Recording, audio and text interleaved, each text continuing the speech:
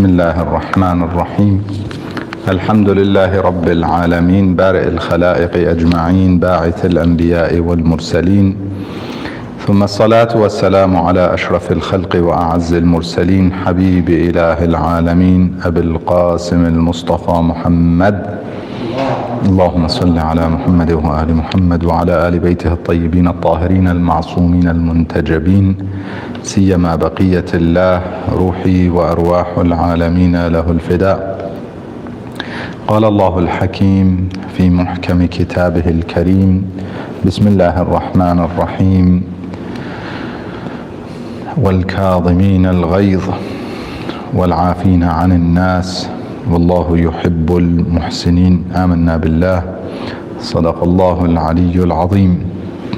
اللهم صل على محمد وآل محمد. Dear mu'minin and mu'minat, brothers and sisters, assalamu alaikum wa rahmatullahi wa barakatuh. Jumu'ah Mubarakah, inshallah. May this be a blessed evening for all of us, and may tomorrow bring its blessings, the blessings of Friday, upon all of us, mu'minin and mu'minat. Especially this evening, the evening of istighfar, seeking forgiveness. May Allah subhanahu wa ta'ala grant us the opportunity to seek forgiveness and return to Him, purify, and also remember our marhumeen, our amwat, as the hadith says, that they come close to their loved ones expecting some provision, some help, as they cannot obviously help themselves in that journey of life after death. May Allah subhanahu wa ta'ala send blessings and mercy upon the souls of all marhumeen, especially from the family members of mu'mineen and mu'minat here and those who can hear me. May Allah subhanahu wa ta'ala bless their souls and grant them abundance of His mercy, inshaAllah. We have been discussing on, as usual, we try to cover Islamic ethics on Thursday nights as a mean of purification, tazkiyah. قَدْ أَفْلَحَ مَنْ زَكَّاهَا وَقَدْ خَابَ مَنْ دَسَّاهَا. We've been reflecting on the dua of Imam Zayn al-Abidin alayhi salam, dua Makarim al-Akhlaq. Dua Makarim al-Akhlaq, which outlines many beautiful characteristics of the believers, or how they should be as believers. And it is named the honorable ethics. The high honorable ethics, makarim, are basically the highest levels of honorable and akhlaq as ethics. Many sections in the dua, we reflected on some of them, and we were in the section where the Imam salawatullah wa salamu alayhi, Imam Zayn al-Abidin alayhi salam, he asked Allah subhanahu wa ta'ala, he says, Allahumma salli ala Muhammad wa ali Muhammad. Almost pretty much every section of the dua starts with the salawat, which we mentioned, it is a dua that is mustajab. Salawat, Allahumma salli ala Muhammad wa ali Muhammad. It is a dua, it is a prayer. We're asking God for something which He confirmed in the Holy Quran when He says, إن الله وملائكته يصلون على النبي يا أيها الذين آمنوا صلوا عليه وسلموا تسليما اللهم صل على محمد وآل محمد. Then He says, وحلني بحلية الصالحين وألبسني زينة المتقين. Adorn me, beautify me with the dressing, with the attire of the righteous, and dress me up, clothe me in the ornaments of muttaqeen, the God-wary, those who are conscious of Allah subhanahu wa ta'ala, or they guard, muttaqeen. And we mentioned that this hilya is not a physical attire that we would wear, though sometimes physical attires are reflecting what we are representing, or what one is trying to represent, or in actual fact it could be their reflection or the implementation of their God-wariness, that they wear a certain modest attire. For example, but it is not referring to the physical attire. Rather, it is specifically speaking of the characteristics of the God-wary and the characteristics of the righteous. And that's why we reflected on the ayah from the Holy Quran where Allah subhanahu wa ta'ala clearly tells us that we should be grateful to Him that He taught us how to dress to start with. However, He then says, وَلِبَاسُ التَّقْوَى ذَلِكَ خَيْرٌ. The higher level of libas is the spiritual one. Libasul taqwa, God-wariness and abstaining from sins, beautifying through purification. And then the Imam elaborates on what is this Hilyatul Salihin and Zinatul Muttaqeen. He says the first one, fi bast al-adl, to make sure that we're spreading justice. We went through that section. The next section he says, وَكَظْمِ الْغَيْظِ. So these are some of the characteristics of the adornment and the beautification of Salihin and Muttaqeen. He says one is that we spread justice on earth. And then we also make sure that we restrain our rage. We كَظْمِ الْغَيْظِ. If one has rage, anger in them, they restrain it, they control it, they only allow it to act where it's pleasing to Allah subhanahu wa ta'ala. We're not saying that rage is never to be acted upon or anger is never to be acted upon. If it is for the sake of Allah subhanahu wa ta'ala and if it is with the action that pleases Allah subhanahu wa ta'ala, it's all well and good. And we read that in the seerah of Rasulullah sallallahu alayhi wa sallam. At times he would be angered by certain things. Obviously when somebody, for instance, is oppressing someone is harming others, if it is personal against the Prophet ﷺ himself, he would restrain it. Obviously he would forgive. But if it is against others, if there's oppression, if it's general oppression, sometimes you're oppressing one individual, other times you're oppressing a group of people. You know, sometimes somebody jumps the line, for example. Is he only oppressing the one he jumped in front of, or all the people behind that person? So by just asking one person, would you allow me, you have not done the right thing. In actual fact, you have to go back and ask others as well. So what I'm trying to say here is that making sure that we restrain our anger, it does not mean that we never act on it. Rather, it means that we never act in a way that is displeasing to Allah subhanahu wa ta'ala, never act in a way that is pleasing to shaitan. Shaitan wants us, in fact, rage and anger, a big part of it has to do with shaitan, and because he uses that. And we'll come to the next line inshallah. وَإِطْفَاءِ النَّائِرَةِ. كَظْمِ الْغَيْظِ, again restraining one's rage.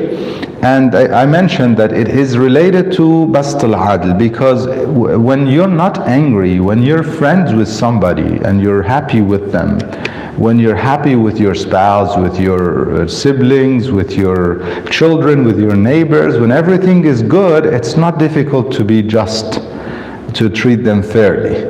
The real difficulty lies when one is angry and upset. There's some sort of animosity between the two. I often tell mu'mineen and mu'minat, when people are getting married, obviously Allah subhanahu wa ta'ala has blessed this union, marriage, because it brings people together. It's a beautiful thing. When people are coming together, everything's beautiful, so that you don't expect nasty words and nasty behavior, injustice and so on. But when there's a divorce, God forbid, that's when oftentimes you'll see so much injustice and oppression. And this is where it is important to maintain the spreading of justice and basically practicing justice and being fair and just with the other party, despite them angering you, despite them oppressing you, for example. This is where it's important to maintain justice. That's why the next line after spreading justice, the Imam says, وَكَظْمِ الْغَيْظِ, to restrain rage, and وَإِطْفَاءِ النَّائِرَةِ. Itfa is to put off. Na'ira is basically a flame, a fire. Nar or na'ira, it's like a smaller version of fire, or the effect of fire. So what is it referring to? In the Arabic language, it is an expression that is, it's a figure of speech referring to hatred. When there is hatred or anger accompanied with hatred, there's hatred and anger together. That's referred to as na'ira. He's asking Allah subhanahu wa ta'ala to help him put off na'ira, whether it be within him for others, or if it is with the other party, there's a na'ira against him, or even as a third person, as a third party, as an outsider. All of these times are times that one should try to put off this na'ira or this fire, and then bring people together. وَضَمِّ أَهْلِ الْفُرْقَةِ, those who are trying to separate from each other. And he refers to them as أهل الفرقة because some people have that nature of, separating. That it's in their nature that they segregate, they separate, they divide, and that becomes their title. And the Imam says to bring them together. And also وَإِصْلَاحِ ذَاتِ الْبَيْنِ, this is where you reconcile between people. There are problems between people, you reconcile between them. All of these are very much related, these lines. Itfa in na'ira, we said, is to put off the fire. Whether you are a third person or you are involved as one of the two parties, that fire is in you against somebody, or the fire is in someone else against you, or you're a third person. All of these circumstances require that we to try and get involved, not become indifferent. Sometimes people become indifferent to what goes on between them. It's not my problem. Even if, let's say, the fire is not in you, that rage and anger and hatred is not in you, it's in the other party, you might say, okay, it's their problem. No, the Imam tells us, and this dua, the Imam asks Allah subhanahu wa ta'ala, and is teaching us to ask Allah subhanahu wa ta'ala to put up that fire, even if it's someone else's, and even if it's a third party, regardless. And then not only, see, it's very important to pray and ask Allah subhanahu wa ta'ala, but it's important that it's genuine and we put it into practice. Oftentimes we say things, رَبَّنَا هَبْ لَنَا مِنْ أَزْوَاجِنَا وَذُرِّيَّاتِنَا قُرَّةَ أَعْيُنٍ, make us amongst those who pray and establish prayers, make us amongst those who have the good ending. But we say them as du'as from the Quran, or du'as that we recite from Ahlul Bayt, the Prophet and his family, salawatullah wa salamu alayhim ajma'in. When we say them, we don't really mean them. This is not real du'a. Real du'a is where we mean it and we act it, therefore. When we say Allahumma, in the month of Ramadan, I shared with mu'mineen and mu'minat, we say Allahumma aghni kulla faqir, Allahumma ashbi' kulla ja'a. Ya Allah, you make sure every hungry is fed. Make sure every poor is dressed, has enough clothing. Although nowadays it's quite the opposite. It's funny how we don't know who's poor, who's rich anymore, because the goal is to strip. It's not to dress. Those who in the past, if you had the wealth, you would dress and beautify yourself with dressing. Now it's the opposite. Wal-'iyadhu billah. The shaitan has a very strong influence, I guess, on humanity. Nevertheless, if there is a fire that is going on, we need to get involved. The Imam says it, and the Imam asks for it. Back to the dua, we ask God, we act. We know someone is hungry, we feed them. We know someone is in need of clothes, we give them clothes. Not just, oh God, you do it yourself. You take care of every needy, you take care of every poor. No, we get involved and do our part. And obviously, if Allah subhanahu wa ta'ala, and when He wants, He will feed. Whether or not we have that opportunity is what we should be concerned with or concerned about. Now back to this one, we ask God about Itfa al-Na'ira, we also get involved. The Imam salawatullah wa salamu alayhi, and I'll finish with this example from the life of the Imam salawatullah wa salamu alayhi. When he practiced, he put that into practice. An individual came to his house and he spoke ill to the Imam. He accused the Imam and he insulted the Imam. He made accusations and insulted the Imam in his house, which is very disrespectful to anyone to come to your house and disrespect you in that manner, and especially the Imam of the time. Nonetheless, the Imam did not say anything to him. He waited for him to leave. Then he said to his companions, let's go to his house. I want to respond to him. So now everybody thought, okay, he is in his house, he didn't respond, but he wants to go to his house and display. Not everybody, some of those who didn't know the Imam well, I guess, would have thought, well, the Imam now wants to go to his house and pay one for one, tit for tat, as they say, that he came and insulted me in my house, I go and insult him in his house. So the Imam waited for him to go to his house. He went and he called him. When he called him, the man thought that the Imam wants to respond, so he brought his family members. He thought maybe it's a fire. And when he confronted, when he was faced with the Imam and was with rage and anger, the Imam put that fire off. He said to him, if what you said was correct about me, I seek forgiveness from God. And if it was not correct, if that was an accusation and it was not correct about me, I seek forgiveness for you. Regardless, we should seek forgiveness from God. Well, the Imam cares for him. The Imam doesn't want him to end up in hellfire. Therefore, he puts off that fire, because that fire leads to hellfire. Either the first person or the second person, or the third person.